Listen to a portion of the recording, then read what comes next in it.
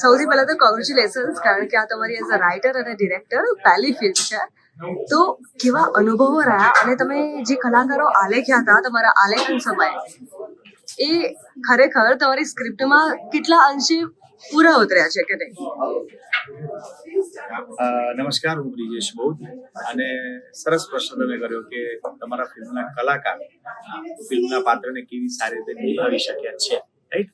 તો મારી ઓળખાણ આપું તો મેં એઝ એન એક્ટર અને એઝ એન આસિસ્ટન્ટ ડિરેક્ટર ઘણું બધું ફિલ્ડમાં કામ કર્યું છે, પણ એઝ એન રાઇટર ડિરેક્ટર મારી આ પહેલી ફિલ્મ છે એટલે થોડા નર્વસ હતા અમે લોકો.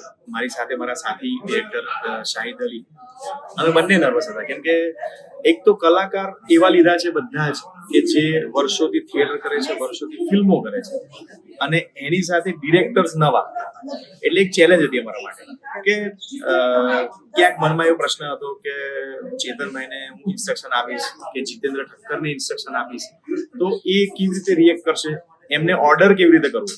સ્વાભાવિક વસ્તુ કે ડિરેક્ટરનું કામ હોય સ્ટેજ પર ઓર્ડર કરવાનું કે ચલો ભાઈ રેડી થઈ જાઓ, ચલો અહીંયા શોટ લઈએ છીએ. તો આ બધા કલાકારો જે વર્ષોથી એમને જોઈને અમે મોટા થયા છીએ, એ લોકોને આપણે ઓર્ડર કેવી રીતે કરીશું. પણ બહુ સરસ બધા કલાકારો સપોર્ટ કર્યો છે. અમને સહેજ પણ એવું નથી લાગવા દીધું કે અમે પહેલી ફિલ્મ કરી રહ્યા છીએ અને એ લોકોને અમે ડિરેક્ટ કરી રહ્યા છીએ, એવું સહેજ પણ અમને ફીલ નથી થવા દીધું. એટલે એ લોકોનો બહુ જ આભાર માનું છું કે અમે જેવું વિચાર્યું હતું એના કરતા વધારે સારું કામ બધા જ કલાકારોએ આપ્યું છે, એટલે મને સંતોષ છે. સર, આ ફિલ્મમાં સૌથી વધારે રીટેક કયા સીનમાં હતા?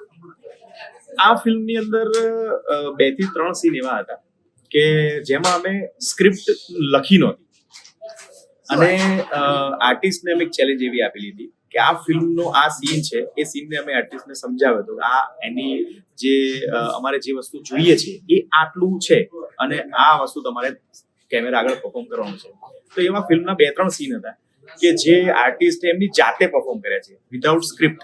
તો એની અંદર સ્વાભાવિક વસ્તુ છે કે રીટેક વધારે થાય જ, કેમ કે સ્ક્રિપ્ટેડ ના હોય એટલે જે રીટેક થાય અને ટેકનિકલી પણ ઘણા રીટેક થયા છે. એટલે એમાં ફિલ્મના 2-3 દ્રશ્યો એવા છે કે જેમાં ઘણા બધા રીટેક થયા, પણ ફાઇનલ જે શૂટ થયું એ બહુ સરસ એ સીન બહાર આવ્યો છે. તમને સૌથી વધારે કોના રીટેક્સ લેવામાં સૌથી વધારે મજા આવે? મને રીટેક લેવામાં કયા એક્ટરના રીટેક વધારે આવે તો એવું હું ઈચ્છું કે ચેતનભાઈના રીટેક વધારે આવે.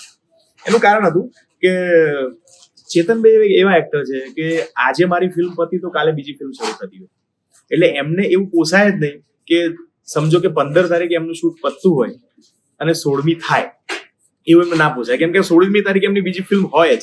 એટલે અમારે એક દિવસ એવો આવ્યો હતો કે ચેતનભાઈને રિલીઝ કરવાના હતા અમારે, અને એક સીન એવો હતો કે જે આઉટડોર કરવો પડે અને વરસાદ ચાલતો હતો અને એ સીન વગર ચાલે એવું હતું નહીં. એટલે મેં ચેતનભાઈને અમે મજાકમાં કહ્યું કે સર આજે નહીં થાય, આપણે કાલે કરીએ.